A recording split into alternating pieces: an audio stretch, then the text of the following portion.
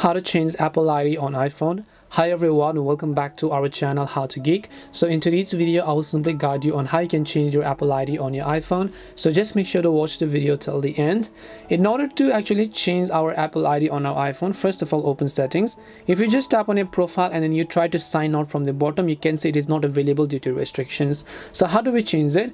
The reason why it is simply restricted for me to sign on is because Find My iPhone is turned on. So first of all you have to disable this feature called Find My. So just come back, make sure you tap on the Apple ID profile from the top, and then once you come here you can see Find My. Just tap on Find My, you can see it is set to on. So what you want to do is you just want to make sure to turn off Find My. Find My is basically a feature which will help you lock your Apple device. So if someone tries to reset it, they have to simply enter your Apple ID password and they will not be able to use iPhone unless you unlock it yourself.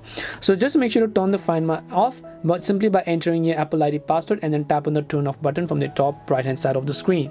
So once you turn off your Apple ID password, you just want to come back, and now you will enable the option called sign out from the bottom. It will be highlighted in red. So once you sign out, basically now you can go ahead and simply sign in to the new Apple ID that you want to use by entering its email and password.